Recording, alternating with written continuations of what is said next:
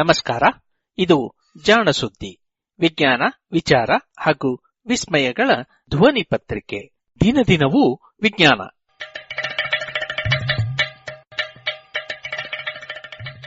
ಸಂಪುಟ 4, ಸಂಚಿಕೆ 38, ಅಕ್ಟೋಬರ್ 18. ಕಥಾ ಸಮಯ.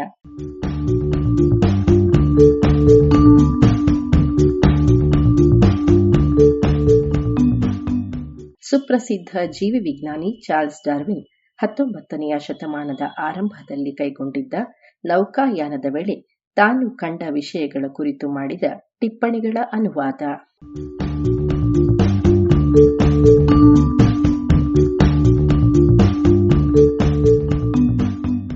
ನೆರವು ಶ್ರೀಮತಿ ನಾಗರತ್ನ ಸ್ಮಾರಕ ಅನುದಾನ.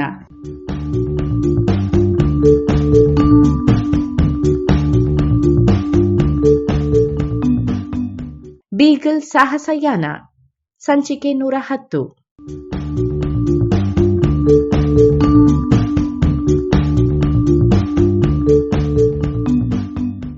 ಸೆಪ್ಟೆಂಬರ್ 19. ಯಾಕ್ವಿಲ್ ಅನ್ನು ಬಿಟ್ಟು ಹೊರಟ ಕ್ವಿಲೋಟಾದಂತೆಯೇ ರೂಪುಗೊಂಡಿದ್ದ ಹಾಗೂ ರಿಯೋ ಟಿಂಡೆರಿಡಿಕಾ ನದಿ ಹರಿಯುತ್ತಿದ್ದ ಕಣಿವೆಯ ಮೂಲಕ ಮುಂದುವರೆದೆವು. ಸ್ಯಾಂಟಿಯಾಗೋದಿಂದ ಕೆಲವೇ ಮೈಲುಗಳಷ್ಟು ದಕ್ಷಿಣಕ್ಕಿರುವ ಈ ಪ್ರದೇಶ ಬಹಳಷ್ಟು ತೇವವಾಗಿಯೇ ಇದೆ. ಹೀಗಾಗಿ ನೀರಾವರಿ ಮಾಡದಿದ್ದರೂ ಅಲ್ಲಲ್ಲಿ ಸೊಂಪಾದ ಹುಲ್ಲುಗಾವಲುಗಳಿದ್ದವು. 20ನೆಯ ತಾರೀಖು. ಮುಂದೆ ಅಗಲವಾಗಿ ಸಮುದ್ರದಿಂದ ಆರಂಭಿಸಿ ರಾಕಾಗುವಾದ ಪಶ್ಚಿಮಕ್ಕಿರುವ ಪರ್ವತಗಳವರೆಗೂ ವಿಸ್ತಾರವಾಗಿರುವ ಮೈದಾನವಾಗಿರುವವರೆಗೂ ನಾವು ಅದೇ ಕಣಿವೆಯಲ್ಲಿಯೇ ಮುಂದೆ ಸಾಗಿದೆವು. ಅನತಿ ಸಮಯದಲ್ಲಿಯೇ ಮರಗಳು ಪೊದೆಗಳೆಲ್ಲವೂ ಕಾಣೆಯಾದವು. ಅಲ್ಲಿನ ನಿವಾಸಿಗಳಿಗೂ ಪಂಪಾಸಿನಲ್ಲಿರುವ ಜನರಿಗೆ ಇರುವಂತೆಯೇ ಸೌದೆಯ ಕ್ಷಾಮವಿತ್ತು. ಅದುವರೆವಿಗೂ ಈ ಮೈದಾನಗಳ ಬಗ್ಗೆ ಗೊತ್ತೇ ಇರದಿದ್ದ ನನಗೆ ಚಿಲಿಯಲ್ಲಿ ಇಂಥದ್ದೊಂದು ದೃಶ್ಯವನ್ನು ಕಂಡು ಬೆರಗಾಯಿತು. ಇಲ್ಲಿನ ಮೈದಾನಗಳು ಸರಣಿಯಾಗಿ ಒಂದಕ್ಕಿಂತ ಒಂದು ಎತ್ತರದಲ್ಲಿರುವ ಸಪಾಟು ನೆಲಗಳಾಗಿದ್ದುವು. ಬುಡದಲ್ಲಿ ಬಲು ವಿಸ್ತಾರವಾದ ಸಪಾಟಾದ ಕಣಿವೆಯಿತ್ತು. ಪಟಗೋನಿಯಾದಲ್ಲಿ ಕಂಡಂತೆಯೇ ಇವೆರಡೂ ಲಕ್ಷಣಗಳು ಇಲ್ಲಿನ ಕಡಿದಾಗಿಲ್ಲದ ಗುಡ್ಡಗಳ ಮೇಲೆ ಸಮುದ್ರದ ನೀರು ಆಡಿರಬಹುದಾದ ಆಟಗಳ ಬಗ್ಗೆ ಹೇಳುತ್ತಿದ್ದುವು. ಈ ಕಣಿವೆಗಳ ಅಂಚಿಗಿದ್ದ ಕಡಿದಾದ ಕೊರಕಲುಗಳಲ್ಲಿ ಹಲವು ದೊಡ್ಡ ಗುಹೆಗಳೂ ಇದ್ದುವು. ಇವು ಅಲೆಗಳ ಆಟದಿಂದ ರೂಪುಗೊಂಡವು ಎನ್ನುವುದರಲ್ಲಿ ಸಂಶಯವೇ ಇಲ್ಲ. ಇವುಗಳಲ್ಲಿ ಕ್ಯುಯೆವಾ ಡೆ ಓಬಿಸ್ಟೋ ಎಂಬ ಹೆಸರಿನ ಗುಹೆಯಂತೂ ಪವಿತ್ರ ಎಂದು ಎಲ್ಲರೂ ಭಾವಿಸುವುದರಿಂದ ಬಲು ಜನಪ್ರಿಯ. ಆ ದಿನ ಹಗಲು ತುಸು ಅಸ್ವಸ್ಥನಾದವನು ಅಕ್ಟೋಬರ್ ಕೊನೆಯವರೆಗೂ ಚೇತರಿಸಿಕೊಳ್ಳಲೇ ಇಲ್ಲ. ಸೆಪ್ಟೆಂಬರ್ 22. ಮರಗಳೇ ಇಲ್ಲದ ಆ ಕಣಿವೆಯಲ್ಲಿ ನಾವು ಹಾಗೆಯೇ ಮುಂದುವರೆದೆವು. ಮರುದಿನ ನಾವು ಸಮುದ್ರ ತೀರದಲ್ಲಿದ್ದ ನವೇದಾದ್ನಲ್ಲಿನ ಒಂದು ಮನೆಗೆ ಬಂದೆವು. ಅಲ್ಲಿನ ಒಬ್ಬ ಶ್ರೀಮಂತ ಜಮೀನುದಾರ ನಮಗೆ ವಸತಿ ಒದಗಿಸಿದ. ಇಲ್ಲಿ ಮುಂದಿನ 2 ದಿನಗಳ ಕಾಲ ಉಳಿದುಕೊಂಡ ನಾನು ಆರೋಗ್ಯವಿಲ್ಲದಿದ್ದರೂ ಕೆಲವು ಟರ್ಷಿಯರಿ ಕಾಲದ ಕಪ್ಪೆಚಿಪ್ಪುಗಳನ್ನು ಸಂಗ್ರಹಿಸಿದೆ. ಸೆಪ್ಟೆಂಬರ್ 24. ನಮ್ಮ ನಡೆ ಈಗ ವಾಲ್ಪರೈಸೋ ಕಡೆಗೆ ಸಾಗಿತು. ನಾವು ಬಹಳ ಕಷ್ಟಪಟ್ಟು ಅಲ್ಲಿಗೆ 27ನೆಯ ತಾರೀಖಿನಂದು ತಲುಪಿದೆವು. ಅಲ್ಲಿ ಅಕ್ಟೋಬರ್ ಕೊನೆಯವರೆಗೂ ನಾನು ಹಾಸಿಗೆ ಹಿಡಿದು ಮಲಗಬೇಕಾಯಿತು. ಈ ವೇಳೆಯಲ್ಲಿ ನಾನು ಮಿಸ್ಟರ್ ಕಾರ್ಫೀಲ್ಡರ ಮನೆಯ ನಿವಾಸಿಯಾಗಿದ್ದೆ. ಆತನಿಗೆ ಹೇಗೆ ಕೃತಜ್ಞತೆ ಸಲ್ಲಿಸಬೇಕು ನಾನರಿಯೆ. ಇಲ್ಲಿ ನಾನು ಚಿಲಿಯಲ್ಲಿ ಕಂಡ ಕೆಲವು ಪ್ರಾಣಿಗಳು ಹಾಗೂ ಪಕ್ಷಿಗಳ ಬಗ್ಗೆ ಹೇಳುವೆ. ದಕ್ಷಿಣ ಅಮೆರಿಕದ ಸಿಂಹ ಎಂದು ಹೆಸರಾದ ಪ್ಯೂಮಾ ಇಲ್ಲಿ ಅಪರೂಪವೇನಲ್ಲ. ಇದರ ಭೂನೆಲೆ ಬಲು ವಿಸ್ತಾರವಾದದ್ದು. ಸಮಭಾಜಕ ವೃತ್ತದ ಸಮೀಪದ ಕಾಡುಗಳಿಂದ ಹಿಡಿದು ಪಟಗೋನಿಯಾದ ಮರುಭೂಮಿಗಳು ಹಾಗೂ ಅದರ ದಕ್ಷಿಣಕ್ಕೂ ಟೇರಾ ಡೆಲ್ ಫ್ಯೂಗೋದಂತಹ ಅಕ್ಷಾಂಶ 53ರಿಂದ 54 ಡಿಗ್ರಿಯವರೆಗೆ ಇರುವ ತೇವಭರಿತ ಶೀತ ಪ್ರದೇಶಗಳಲ್ಲೂ ಇದನ್ನು ಕಾಣಬಹುದು. ಮಧ್ಯ ಚಿಲಿಯಲ್ಲಿರುವ ಕಾರ್ಡಿಲೆರಾದಲ್ಲಿ ಕನಿಷ್ಠ 10,000 ಅಡಿಗಳಷ್ಟು ಎತ್ತರದ ಬೆಟ್ಟದಲ್ಲಿ ಅದರ ಹೆಜ್ಜೆ ಗುರುತುಗಳನ್ನು ನಾನು ಕಂಡಿದ್ದೆ.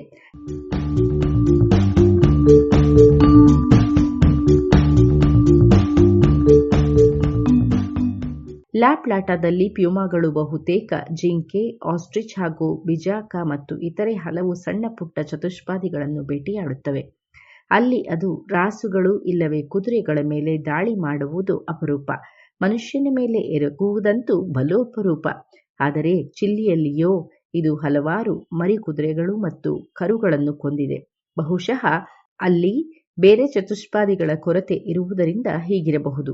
ಹೀಗೆಯೇ ಇಬ್ಬರು ಪುರುಷರು ಮತ್ತು ಮಹಿಳೆಯರನ್ನೂ ಅದು ಕೊಂದಿತ್ತೆಂದು ಹೇಳಿದೆ. ಪ್ಯೂಮಾವು ಹಿಂದಿನಿಂದ ಹೆಗಲ ಮೇಲೆ ಎರಗಿ ತಲೆಯನ್ನು ಮುಂಗಾಲಿನಿಂದ ಹಿಂದಕ್ಕೆ ಕತ್ತಿನ ಮೂಳೆ ಮುರಿಯುವವರೆಗೂ ಎಳೆದು ಕೊಲ್ಲುತ್ತದೆ ಎಂದು ಇಲ್ಲಿನವರು ಗಟ್ಟಿಯಾಗಿ ಹೇಳುತ್ತಾರೆ. ಪಟಗೋನಿಯಾದಲ್ಲಿ ಹೀಗೆ ಕತ್ತಿನ ಮೂಳೆ ಮುರಿದು ಬಿದ್ದಿದ್ದ ಗುವಾನಾಕೋಗಳ ಅಸ್ಥಿಪಂಜರಗಳನ್ನು ನಾನು ಕಂಡಿದ್ದೆ. ಹೊಟ್ಟೆ ತುಂಬಿದ ಮೇಲೆ ಪ್ಯೂಮಾ ತಾನು ತಂದ ಬೇಟೆಯ ಶವವನ್ನು ದೊಡ್ಡ ಪೊದೆಗಳಿಂದ ಮುಚ್ಚಿಟ್ಟು ಅದನ್ನು ಕಾಯುತ್ತಾ ಕುಳಿತುಕೊಳ್ಳುತ್ತದೆ. ಆದರೆ ಈ ಅಭ್ಯಾಸದಿಂದಲೇ ಹಲವು ಬಾರಿ ಅದು ಪತ್ತೆಯಾಗಿದ್ದು ಉಂಟು. ಏಕೆಂದರೆ ಮೇಲೆ ಆಕಾಶದಲ್ಲಿ ಗಿರಕಿಸುತ್ತಿರುವ ಕಾಂಡೋರ್ ಹಕ್ಕಿಗಳು ಆಗಾಗ್ಗೆ ಆ ಭೋಜನದಲ್ಲಿ ತಾವೂ ಪಾಲ್ಗೊಳ್ಳಲು ಕೆಳಗೆ ಇಳಿಯುತ್ತಿದ್ದವು. ಹಾಗೆ ಬಂದವನ್ನು ಕೋಪದಿಂದ ಪ್ಯೂಮಾ ಅಟ್ಟಿಸಿದಾಗ ಅವೆಲ್ಲವೂ ಒಟ್ಟಿಗೆ ಮೇಲೆ ಹಾರುತ್ತಿದ್ದವು. ಇವು ಚಿಲಿಯ ಗುವಾಸೋಗಳಿಗೆ ಅಲ್ಲೊಂದು ಮೃಗ ತನ್ನ ಬೇಟೆಯನ್ನು ಕಾಯುತ್ತಿದೆ ಎಂದು ಸೂಚಿಸುತ್ತಿತ್ತು. ಸುದ್ದಿ ಹರಡುತ್ತಿತ್ತು.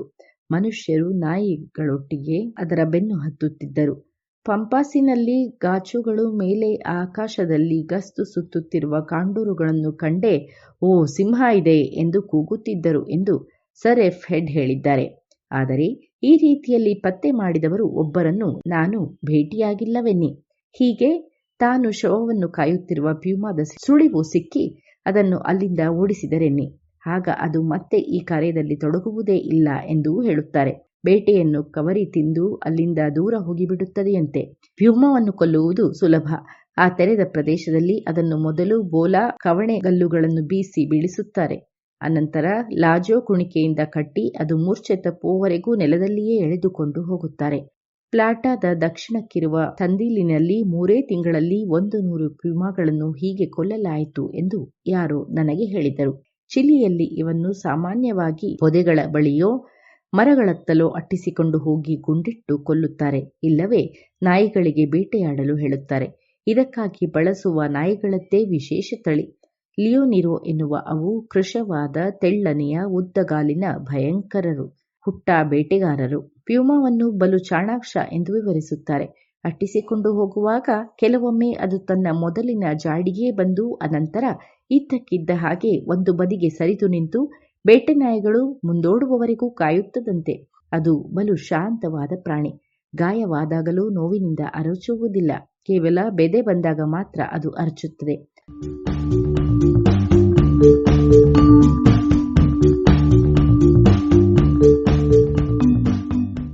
ಹಕ್ಕಿಗಳ ವಿಷಯಕ್ಕೆ ಬಂದಾಗ ಟಿರೋಟೋಕೋಸ್ ಕುಲಕ್ಕೆ ಸೇರಿದ ಮೆಗಾಪೋಡಿಯಸ್ ಮತ್ತು ಆಲ್ಬಿಕೋಲಿಸ್ ಎನ್ನುವ 2 ಪ್ರಭೇದಗಳು ಎದ್ದು ಕಾಣುವ ಪಕ್ಷಿಗಳು. ಮೆಗಾಪೋಡಿಯಸ್ ಅನ್ನು ಚಿಲಿಯನ್ನರು ಎಲ್ ಟರ್ಕೋ ಅಂದರೆ ಕಾಡುಕೋಳಿ ಎಂದು ಕರೆಯುತ್ತಾರೆ. ಏಕೆಂದರೆ ಇದು ಆ ಕಾಡುಕೋಳಿಯಷ್ಟೇ ದೊಡ್ಡದು, ಅದಕ್ಕೆ ಸಂಬಂಧಿಯೂ ಕೂಡ.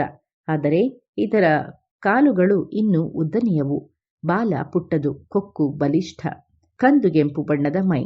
ಈ ಟರ್ಕೋ ಅಪರೂಪವೇನಲ್ಲ. ನೆಲದ ಮೇಲೆ ವಾಸಿಸುವ ಇದು ಆ ಬರಡಾದ ಒಣ ಗುಡ್ಡ ಪ್ರದೇಶಗಳಲ್ಲಿ ಚೆಲ್ಲಾಪಿಲ್ಲಿಯಾಗಿ ಬೆಳೆದಿರುವ ದಟ್ಟ ಪೊದೆಗಳೊಳಗೆ ಆಶ್ರಯ ಪಡೆಯುತ್ತದೆ.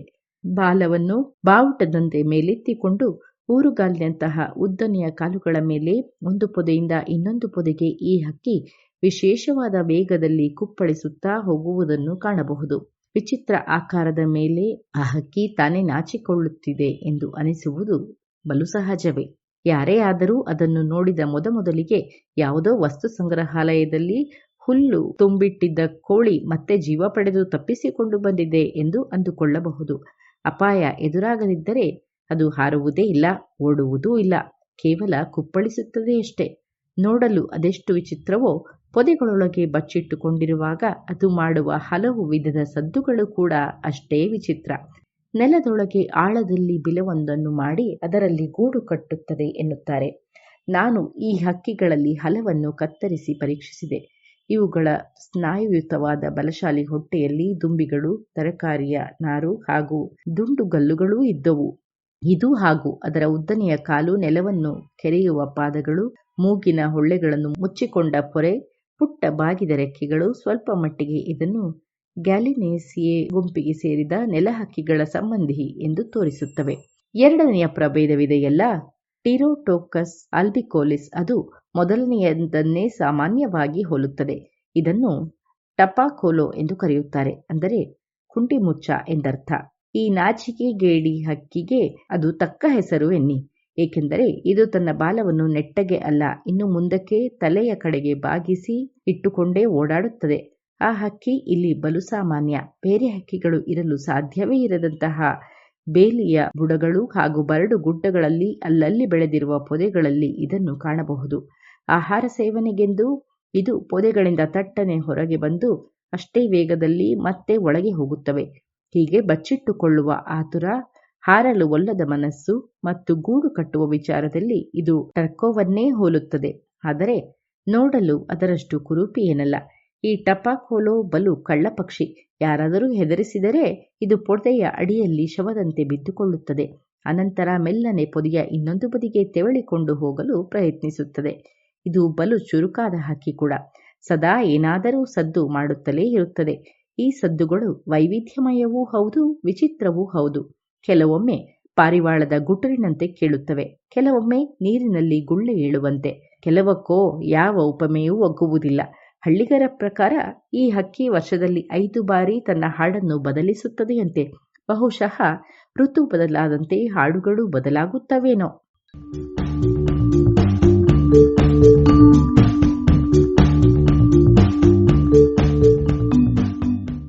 ಇದು ಇಂದಿನ ಕಥಾ ಸಮಯ. ಅನುವಾದ ಕೊಳ್ಳೇಗಾಲ ಶರ್ಮಾ. ಜಾಣ ಧ್ವನಿ ಶ್ರೀಮತಿ ಭಾರತಿ.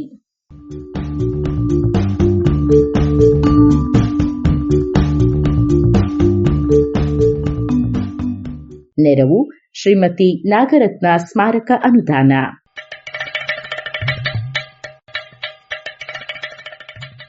ಜಾಣ ಸುದ್ದಿಯ ಬಗ್ಗೆ ಸಲಹೆ ಸಂದೇಹಗಳು ಇದ್ದಲ್ಲಿ ನೇರವಾಗಿ 9886640328 ಈ ನಂಬರಿಗೆ ವಾಟ್ಸಪ್ ಮಾಡಿ, ಇಲ್ಲವೇ ಕರೆ ಮಾಡಿ.